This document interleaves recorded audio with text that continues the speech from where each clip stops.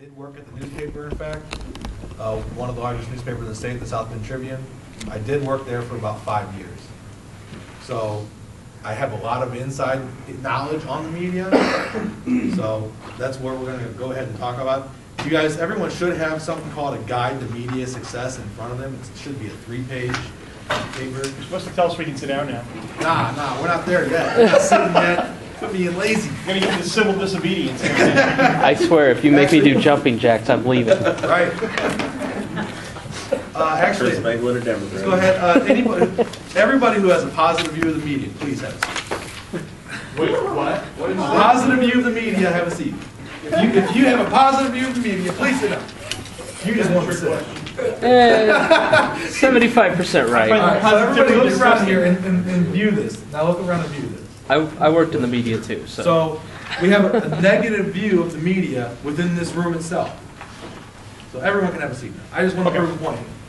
There is a general negative view of the media. There is a general negative view, not just within this room, but within the party as a whole.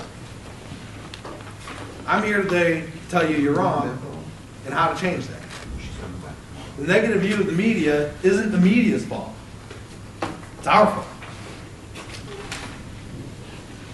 I mean that. Before you even get started in your campaign, you have to know you can't win without the media. That is your single greatest resource to reaching the voters. Your single greatest resource. You can't do it if you don't have a plan. If you don't plan how to succeed with the media, you can't reach those voters. You're going to turn the media off. If the media is turned off from you, why are they going to give you positive coverage? Why would they give you any coverage? They're a business. They need to make money.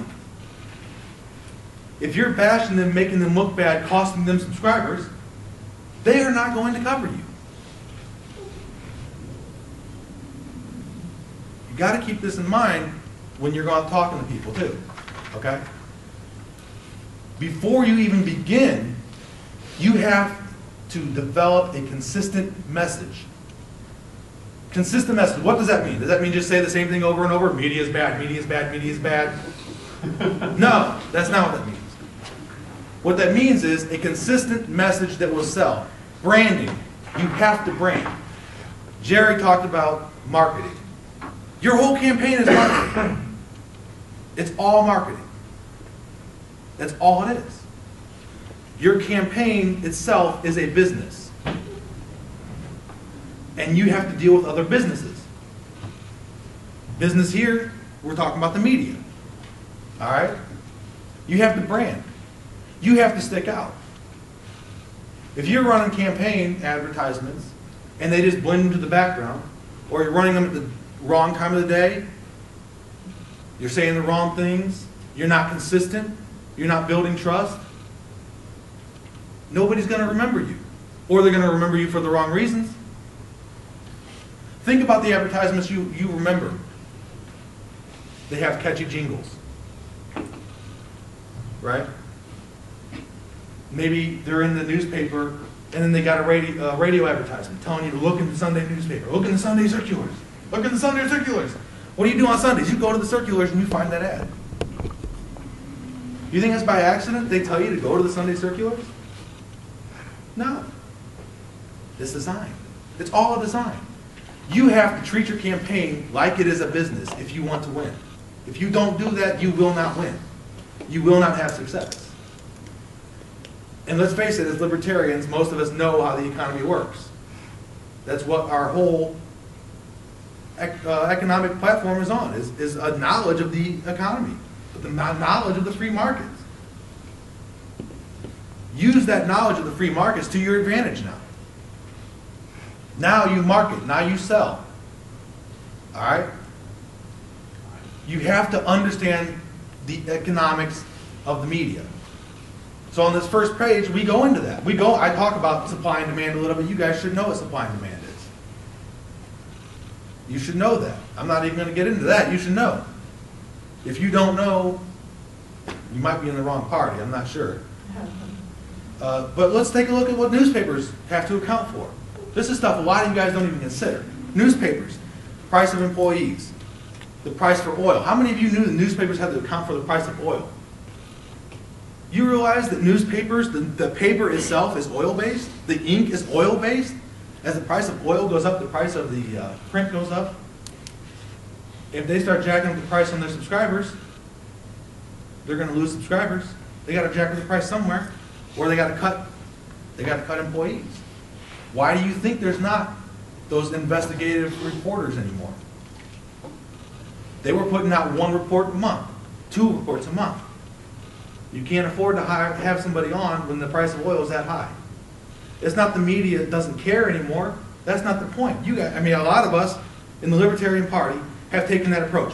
They're not doing their jobs. They're not doing the investigative reporting. They can't afford to do the investigative reporting, and we have to keep that in mind. Okay? We have to start developing a positive view of the media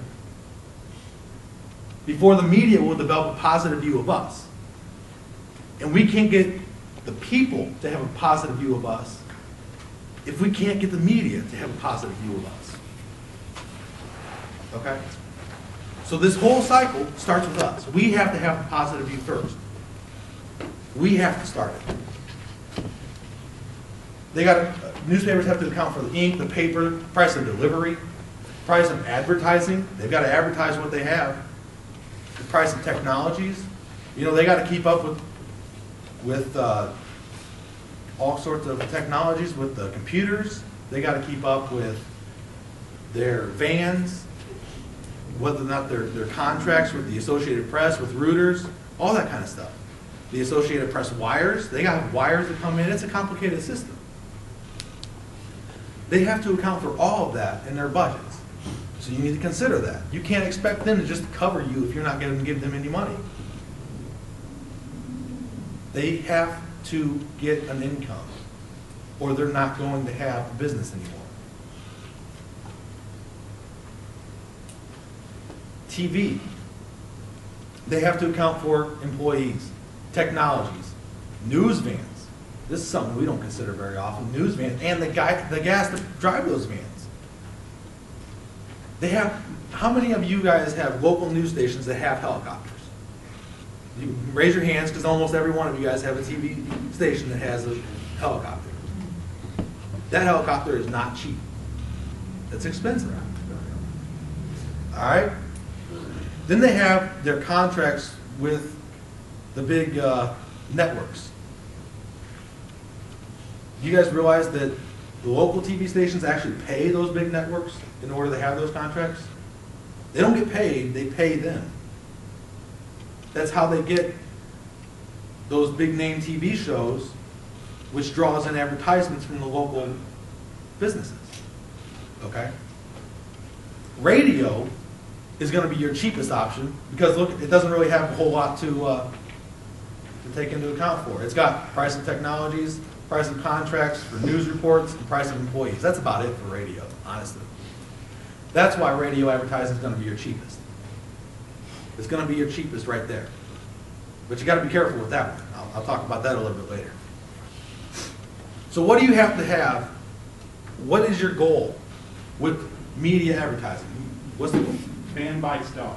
What? Man buys stock. That's what everything I've been told is when you're trying to generate a media attention, you know, we always see dog bites man kind of thing, and you want something controversial, man buys stock gets the attention.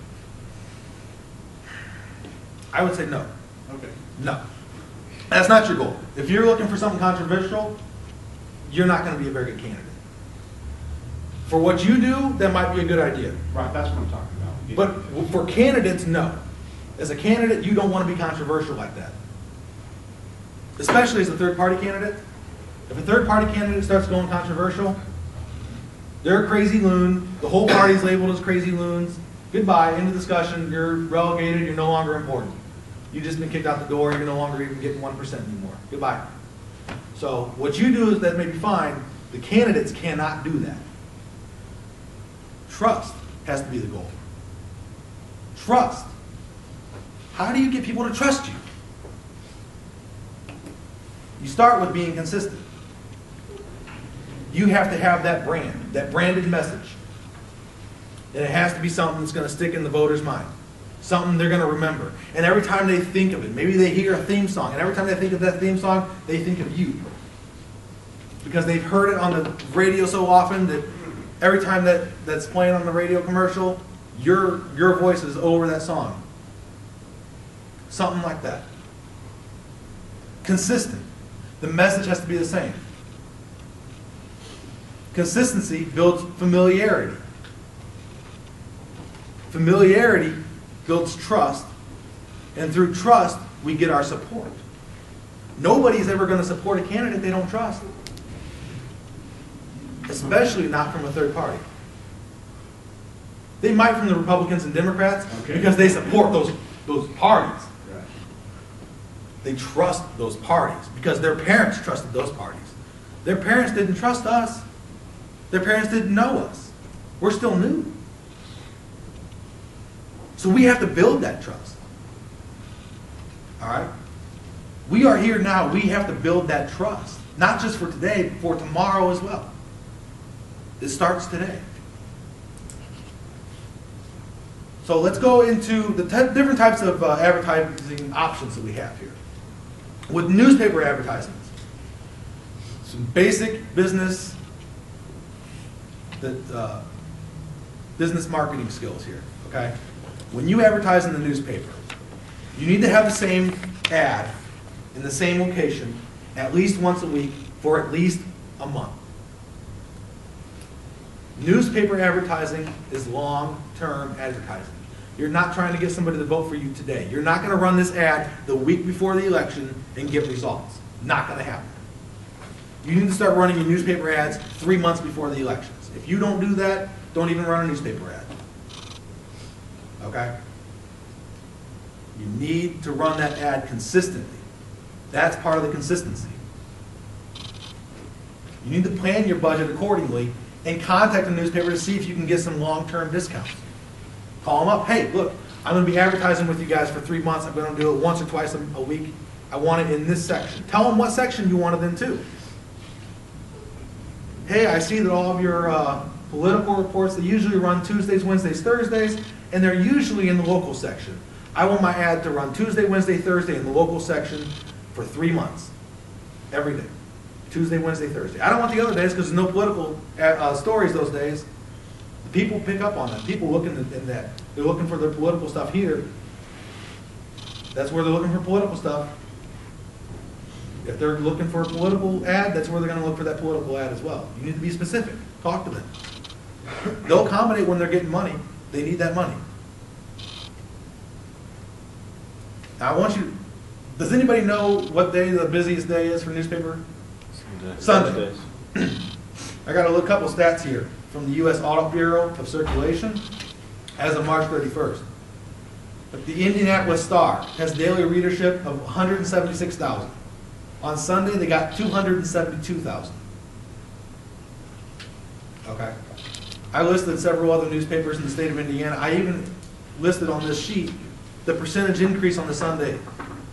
But does that mean that advertising on Sunday is better than advertising on, say, a Wednesday? Anybody know the answer to that one? No, not a cost one. Political stories on Wednesday, right?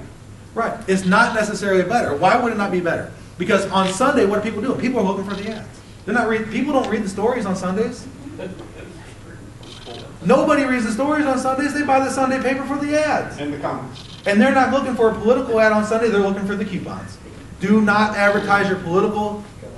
Do not advertise for politics on Sundays. Ever, period. I mean that. Do not run a political ad on a Sunday. It's doomed to failure.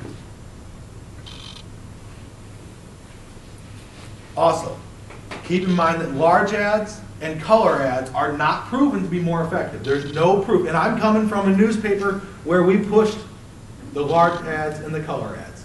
We pushed it big time. But I'm telling you, there's no proof that they're more effective. They're not more effective. They're equally as effective. It's a good way to make more money. Hey, you give us a little bit of color in this advertisement, you know, and we'll pay you more money. That's what the business says to the newspaper. We're like, hey, yeah, that's a good idea. So when we start advertising, hey, we'll do your ad in color, pay us more money, pay us more money. But there's no more money for them. They don't know that though. Most small businesses don't actually take the time to consider that or to learn that. But really, there's no more money in that. Why do you think you see so many businesses advertising in black and white? Still. That's why. There's no more money in a color ad. No more support, no more viewership, nothing. Whatever you do, don't change a successful ad. If your ad is getting you support, if your newspaper advertisement is getting people going to your website, if it is getting people donating to your campaign or calling your campaign headquarters, don't change that ad. Keep running that ad because that ad is working. But if after a month you haven't gotten any kind of increase, you might want to consider looking at your ad and going, what am I doing wrong here? What am I missing in the ad? Is my branding correct? Have I been running it on the right days? Do your research too. See what days the political stories are running. And also, do your research on who your population is. What is your target audience? What are the demographics? You need to know all this. If you don't know it, you're doomed to failure. This is, like I said, you're running a business here. This is a business. It's a private business is what it is. That's what you're running. So you need to keep that in mind. You need to run your campaign like it's a business. If you do that, you will be successful. Television advertising is your absolutely most expensive form of advertisement. I would advise against running a television ad unless you're in a high-profile race. If you are in a high-profile race, you need to make sure that you don't rush the TV ad. You need to make sure it is done extremely well. Because you're paying so much money for it, it has to work. It cannot fail. Absolutely cannot fail. You're paying too much money for failure. Don't run a TV ad during the daytime soaps. I'm serious on this. I've seen local politicians run their ads in the daytime soaps. You're not going to get any more voters. I'm sorry, but your political target audience is not going to watch TV during the middle of the day watching daytime soaps. Run your ads during the evening news. And don't run it during 12 o'clock, midnight, whatever, okay? Don't run it at that time either. Make sure you specify what time you want your ad run. Run it during the evening news, during the evening programming. That's where your target audience is going to be watching TV. You have to maximize your money. Yes? So like 5 to 8 p.m. kind of thing? You need to know your demographics. Your evening news could be 5 o'clock or 6 o'clock news, could be a 10 o'clock news or an 11 o'clock news. I would say know your demographics. You can request from the TV stations their viewership ratings, find out what the ratings are. Kind of watch the news stations too. Find out what time are they running most of their political stories. Are they running they might even be running their political stories in the morning. If they are, run your political ads in the morning too. And I will say when Bill Levin, for instance, if you're familiar with Bill Levin, he's not your traditional candidate, and he wasn't going to work on the evening news. So he went to cable and advertised during The Daily Show and Tosh.0, which are their two, the Comedy Central's top 2 highest rated. And you acknowledge that you like Tosh.0 and you're Bill Levin's target audience. So, I mean, you have to know your audience when you're doing television. But again, television's very expensive, and I mean, there's a cost to produce the ad too, which was $3,500. Do you know what those cost him, out of curiosity? $3,500. I think he had an in-kind because he's friends with Blair. So Just for how many ads? But Ed's That was to create the ad. to right? create the ads, and then he spent $1,200 on the advertisements on Comedy Central. Ed Coleman was $3,500 for a 30-second spot for production, and then ran during Lifetime, ESPN, Colts games, things like that. So Absolutely. Know your target audience. Southside, hard blue-collar, white male audience, so we advertised during ESPN and SportsCenter and Colts games. on cable. On cable. Only in that district. In that district, you have a better chance of micro-targeting with cable, which is usually cheaper than broadcast. Right. So. It is too. That's all true. And that's why I said know your demographics too. It's going to take time. TV advertising is not something you rush into. You have to take your time to do the research. And I can't tell you this is a certain strategy is going to work for everybody. Cable TV works for some regions. It might not work in other regions. You have to know the demographics, and that's why I said get the TV ratings. Know what the ratings are for your area, and get the ratings for your specific area. If you've got 5% of the TV audience watching cable in your area, you're not going to advertise on cable. But if 85% of your audience is watching cable in your area, then cable is where you need to advertise. You need to watch the demographics. With TV advertising, you need to utilize sounds, sights, and the message. Your message needs to be concise, catchy, and it needs to kind of push an emotional response. Okay? And you utilize the sights and the sounds to help push that emotional response. You might use a song. Maybe you're trying to get soldiers. Maybe you're trying to get the veteran vote. Well, you're probably going to use an American flag. You're probably going to use some sort of American-themed song. If you're trying to get young people, you're going to use maybe some younger, more hip music. You know, you got to know who you're trying to target with the ad.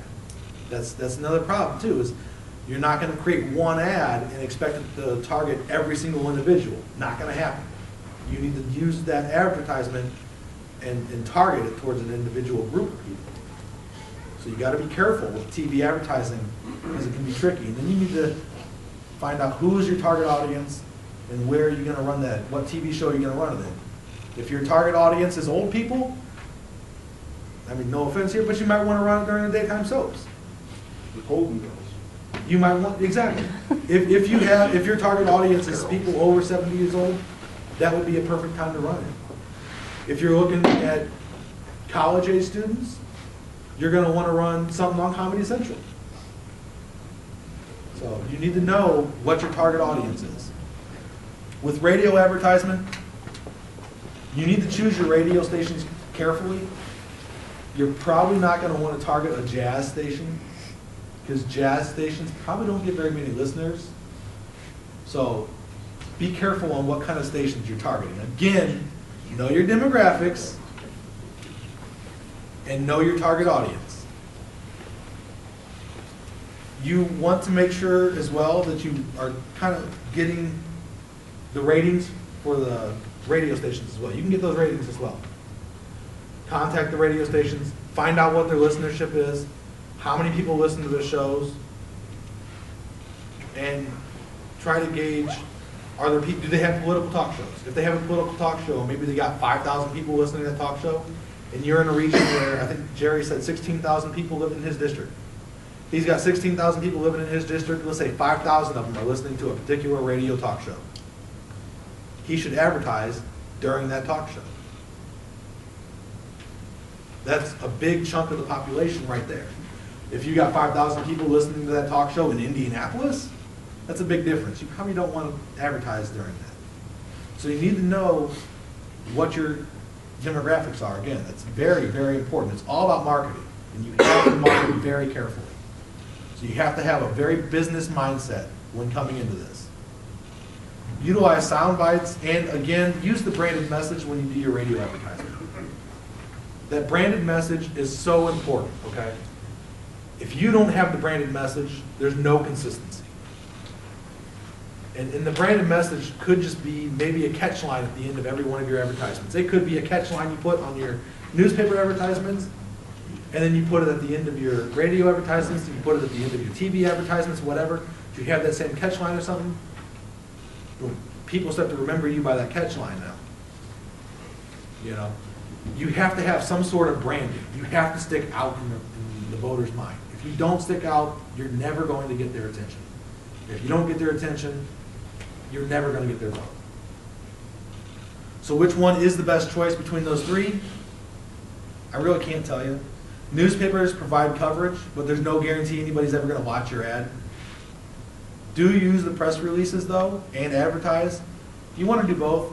Jerry talked quickly about how he wasn't getting any kind of media coverage. Then he started to advertise, and all of a sudden they're coming to him. That happens a lot. Like I said, they are a business, and they're not gonna give you the time of day if you're not giving them the time of day. You have to treat them like a business. You have to treat them with respect. All right? If I'm running a business and I completely ignore this business over here, why would I expect them to ever in turn come to me for anything? I wouldn't. I have to go to them if I want them to come to me. It's the same thing with the campaign. Radio stations will report news based off of newspapers a lot. I don't know if you guys notice that a lot or not, but usually a radio station will actually have a specific newspaper that they might reference news stories off of. They might be affiliated with that. Or sometimes it's a big corporation that owns 3 or 4 radio stations, 1 newspaper, maybe a TV station here. You got to consider all that stuff. Your newspaper press release that you push into that newspaper through the advertising can now start to reach even more people through the radio, because now maybe the radio station starts reading that very same press release. Okay? That's why the newspaper is so important. The newspaper and radio, if you combine those two and you run them back to back, you run that newspaper ad and you're telling them on the radio commercial, look for my ad in the Tuesday circular, the Tuesday paper, in the local section on page 5 or something like that. People are going to turn there, they're going to get your address. They might, maybe each week you change the ad just a little bit and tell them what event you're going to be attending that week. But at least they know where to find it. If you tell them where to find the events you're going to be attending every week in that radio advertisement. And then every Tuesday they go to the newspaper, they open it up on that page and they find your ad and they know what events to go to if they want to see you. It's a smart idea. TV stations are also aligned with newspapers to bring dual coverage a lot of times. Also, I want you to keep in mind, TV stations, it's going to be really hard to get a news coverage with a TV station for a candidate from the Libertarian Party. The reason is, again, the advertising.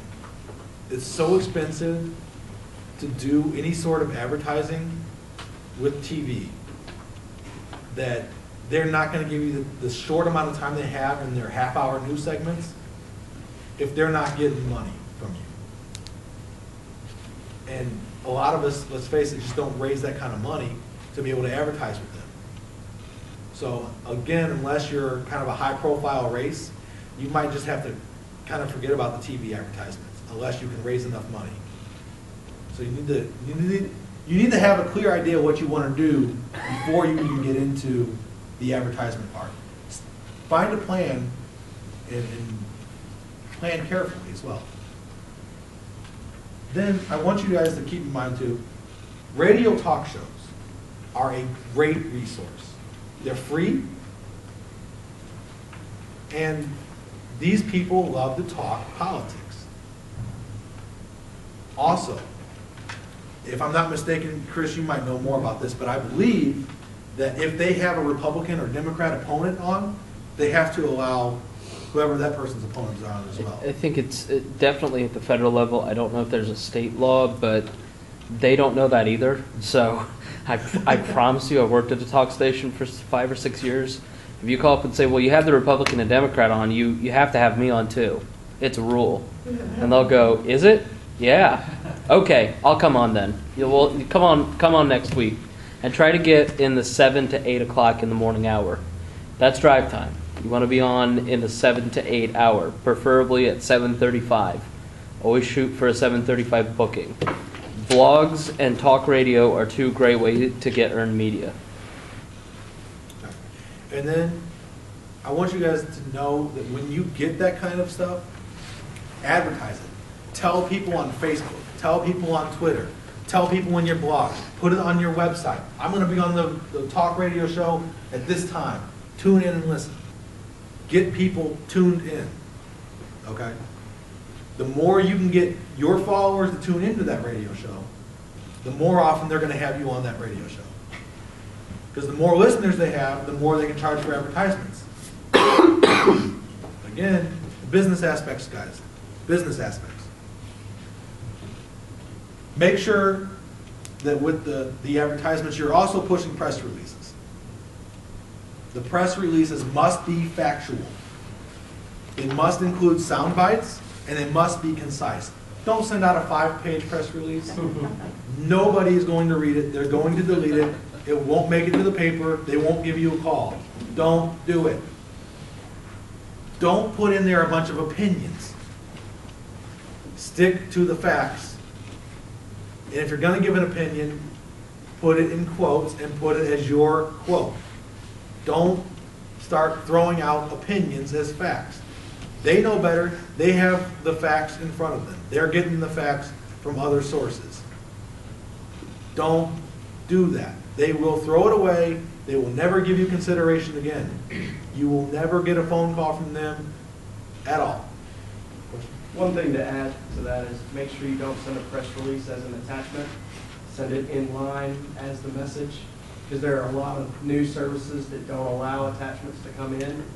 That goes for television, that goes for radio, and that goes for press. It's a brilliant point right there.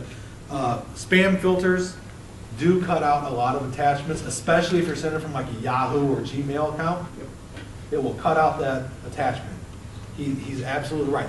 Send it in the body of the email. Do not send it as an attachment. And if there's you one do, more it won't thing make it too. through. If you can find out the safe filter word for the major news source in the state, like in Georgia, for example, there's Morris : safe, means that it will go through to every email address that you're sending it to, because they use that same filter. If it's not in there, they just toss it in the spam. Also, make sure your subject's good. Because when I worked at a news station, I'd get 200 emails a day, and I'd check it by looking at my subject. And if I know the candidate, then I will read it. But if I don't know the candidate, I'll just read the subject, and that's really the way you scan it. So I get a ton of stuff. Right. From working at the newspaper, I worked in the IT department. I saw how many emails came in. For a typical reporter, you're talking close to 500 to 600 emails per day. They don't have time to open every one and read it through. So like I said, if it's long, they're just going to delete it. They're not even going to read it. They don't have time. Okay?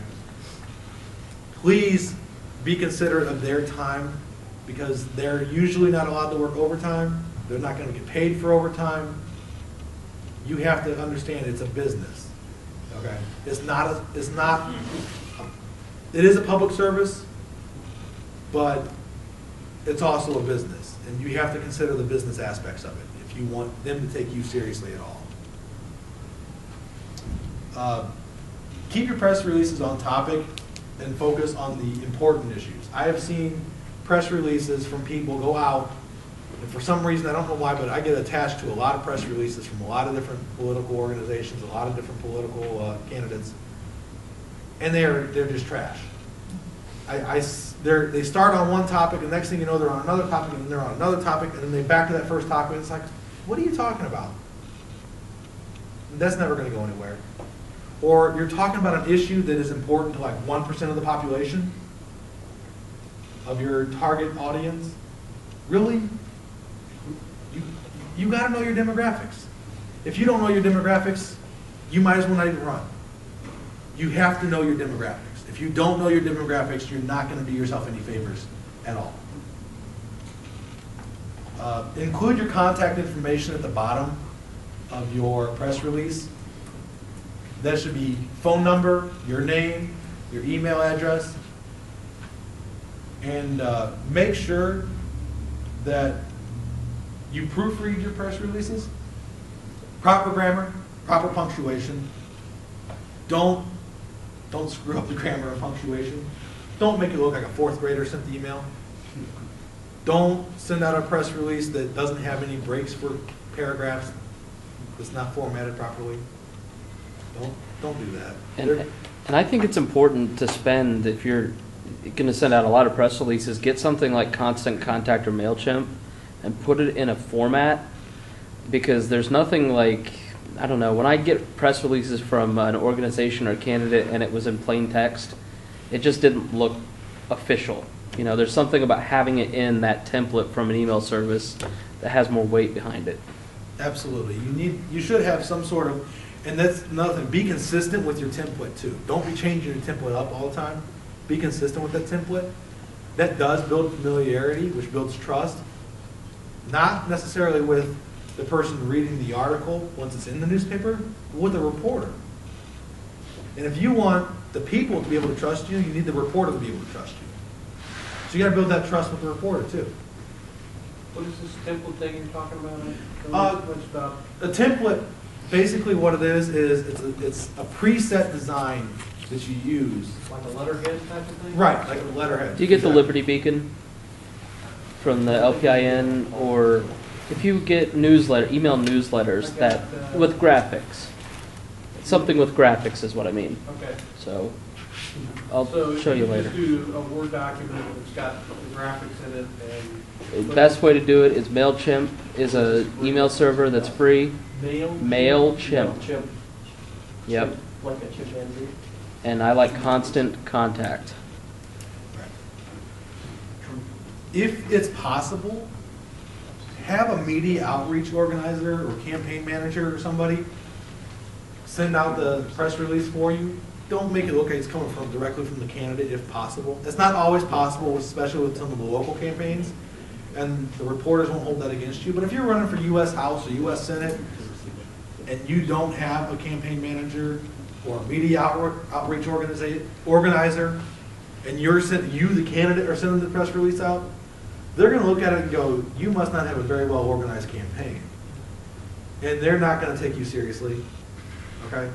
And you need to keep in mind it is a business. The readership is only going to take seriously the people who are serious.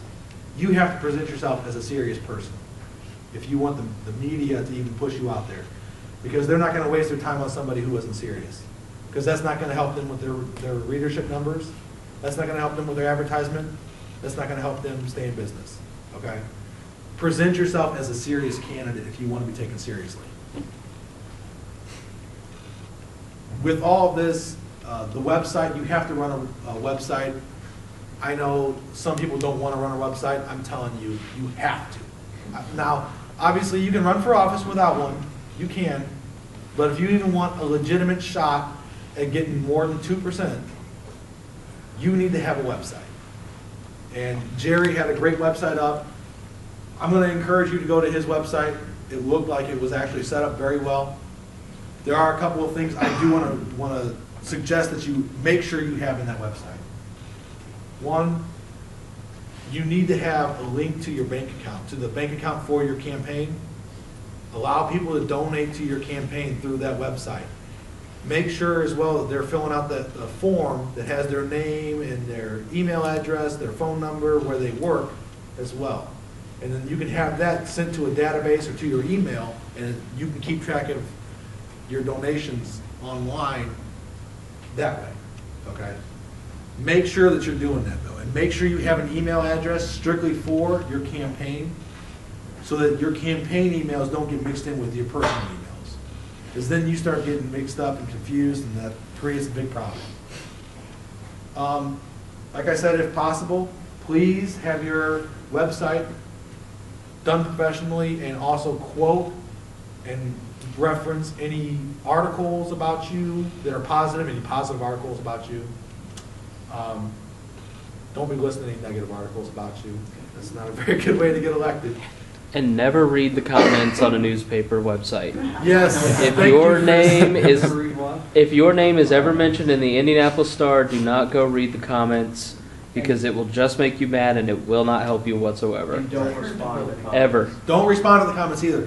No. Absolutely. Thank you. Oh, thank you. Thank Thank you. Thank you. Because if you respond to the comments, you're going to get drawn into a debate, and somebody's going to hold that against you.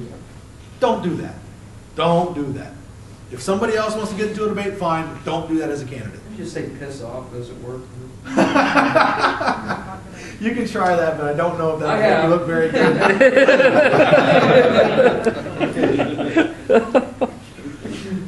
again, on your website, utilize that same branding. Whatever branding you are using on all of your other advertisements, put it on your website. I can't stress it. Put it on your website. Just that branding builds the familiarity. It helps you build that trust. Okay, that is such a big deal. That is important if you want to get their votes. And then make sure that you get the money. I haven't heard this mentioned. I mean, I've heard some of Jerry's talk about if he could have it over again, he would have pushed for more money. I'm going to tell you now, if somebody votes for you, let me restart. If somebody donates to you, they are going to vote for you. Once they give you, even if it's just $5, if they give you $5, they have an emotional attachment to you now. They have an emotional attachment to you. They have built, and my professional field right now is psychology. Trust me, I know the brain, I know how it works. And I actually have read studies that show this. If they get that $5 from you, they have that emotional attachment from you, even if it's just $5. If you can get 100, get 100, but if you can get just 5, get 5. They will have that emotional attachment, they are going to vote for you. And once they donate to you, it's more easy to get them involved too. They donate to you, they have that emotional attachment. Now they're going to be willing to go door to door for you because they already feel obligated to help you. They've already donated. Get them to donate first. The sooner you can get them to donate, the better you're going to be. The more volunteers you're going to have, the more votes you're going to get. I promise you. Get them to donate. If you can get them to donate today, get somebody to donate to your campaign today. You go home today and you have your campaign already set up. You've already filed the paperwork and you get somebody to donate to you today. Come election day, they're going to vote for you. Come the time that you've gone through and filed all the paperwork and starting to go door to door, they're going to be right there next to you going door to door with you. They're going to volunteer their time. They're going to set up organizations to help you. They're going to help you set up some sort of event. They're going to help you set up some fundraising stuff because they're already obligated to you. Get them to donate today if possible. The sooner they donate, the better. Also, utilize your social media. If you have a newspaper article written about you that is positive, list it on Facebook. Post it on Facebook, post it on Twitter, and then link your Facebook page to your website. Create a candidate page if you have to on Facebook. Link your Twitter page to your website. Get it all linked together. Get everybody in it together, okay? You have so many different ways to reach out to people. There's no excuse for not doing it, and most of it's free. And the website might not be free, but it's pretty easy to do. And Chris, do you still have somebody available to help people get websites set up? Yeah, we have WordPress on our website, and we can set up a simple WordPress website for people.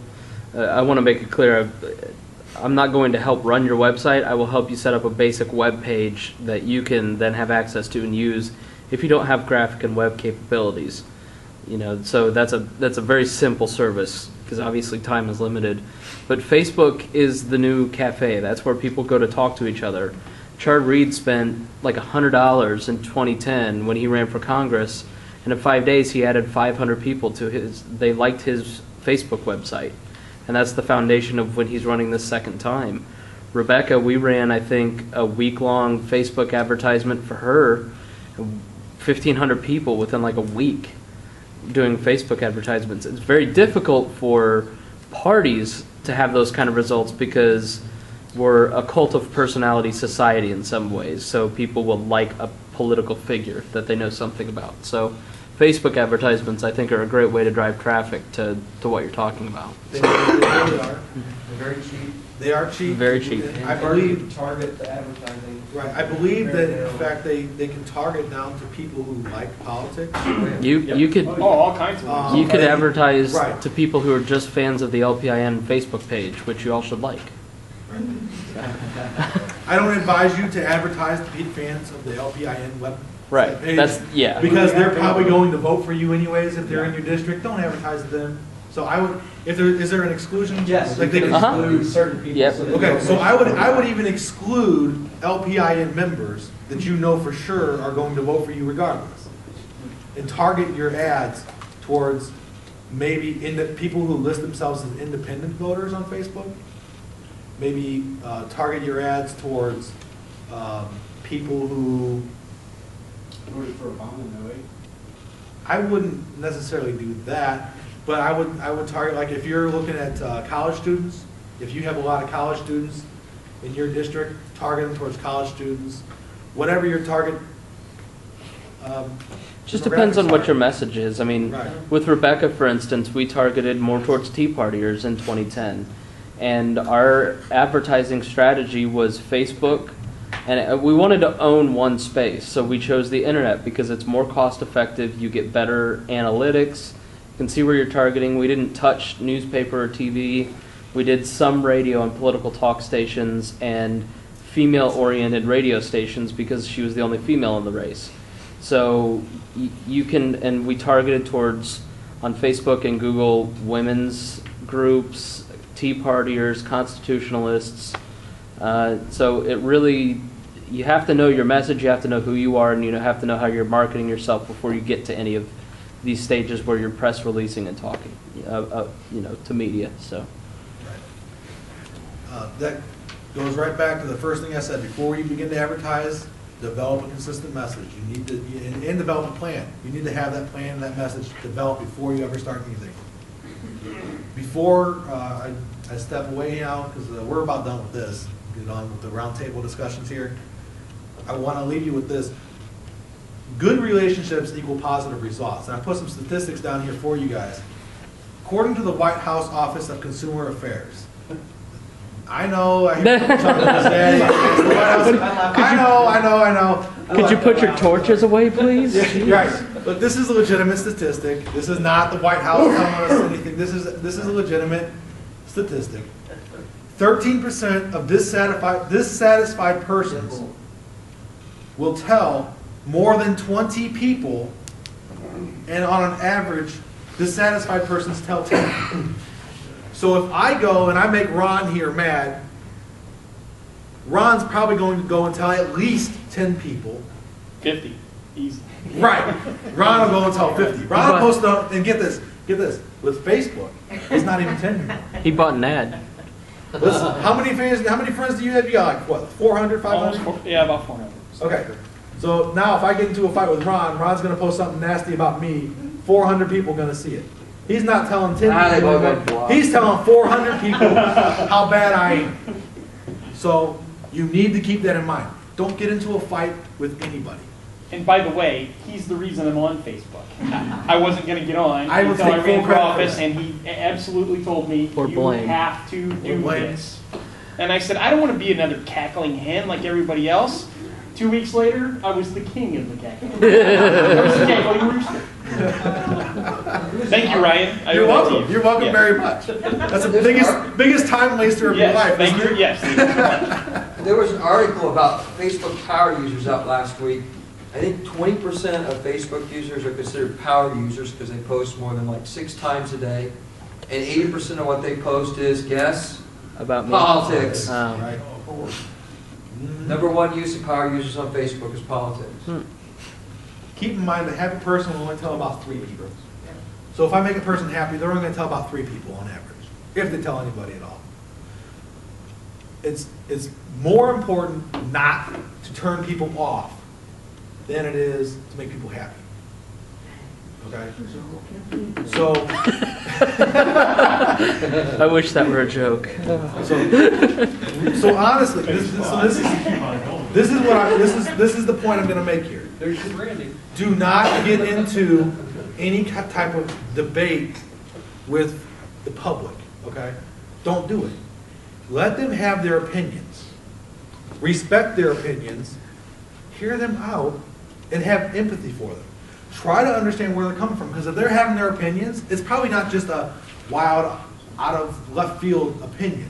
They're probably not just saying something without having thought it through. Now, wait a second now. It may not make sense to you. It may not make sense to me. We may disagree with it. But they have their reasons for having that opinion. And usually, I was talking with Ron earlier, for instance, how many people hate CEOs?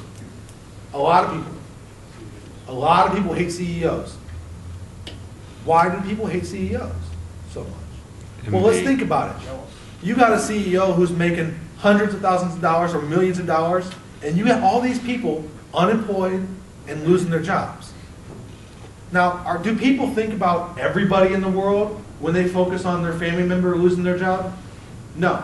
What they're focused on is, how can the CEO make $350,000 a year and he can't even afford to pay you $30,000? Because he's got 300 employees, he'd have to pay $30,000. Then he wouldn't have any money. In fact, he'd owe money. That's why. But when you're focused on that, that's what you're seeing. You're angry because your family member is hurt. That's an emotional response. And when we talk to the public, we have to consider their emotional responses. Humans are not robots, and we can't treat them like robots. We have to consider their emotions. We have to consider their emotional needs and their emotional responses to tragedies that happen in their life. Whether the tragedy is real or perceived. Whether the person was wrong or not. That person may have deserved to get fired. Maybe that person stole $100. We don't know. But that's not our job to judge that person. And that's not our job to say that. Our job as candidates is to win votes. Okay? Win votes and win people over to the party. And we can't do that if we act like robots and we push people off. We try to tell people they're the ones who are wrong all the time. Now, we can talk about personal responsibility, but I think we have to do it in an empathetic way. And that's the key. We have to do it with empathy. According to a Harris Customer Service Impact Report, 86% of consumers quit doing business with a company because of a bad customer experience. Now remember, I said you guys are running, not campaigns, you guys are running businesses. Your campaign is a business. Well, 86% of people will quit doing business with a company because of a bad customer service experience. That means if they have a bad customer service experience with you, if they have a bad experience with you as a candidate, 86% of them will turn away from you. 86% will never even come back to you. They won't consider it. And they're probably going to label the whole party because they don't really know the party very well. So keep in mind, you're representing a young party that's trying to grow here. You're not just representing yourself. 60% of persons will pay more money for a positive experience. The more positive the experience they have when they talk with you, the more likely they are to donate to you. That's what we can take from that. That's exactly what we can take from that. The more positive their experience with you, the more likely they are to donate to you. And the more likely they are to donate more money to you. They may not go and tell a whole bunch of people, but if they like you and they respect you, and then you turn around and go, I need some money to run my campaign, they're more likely to give you that money. You have to give them a positive experience. And please, before I go, I just want to make sure that we all understand this. Utilize positive business techniques while you are running your campaign.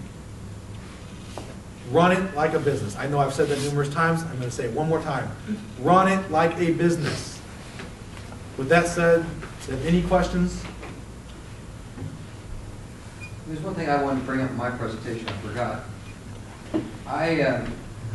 Since I was 9 years old, sold newspapers, greeting cards, seeds, the back of comic books, win prizes selling American greeting cards and seeds. And that's how I approached it, going door to door. That I was selling something again. And this, what I was selling was myself. Or shoes or whatever. Approach it like that. Very simple. That is. Stuff. Thank you. Thank you.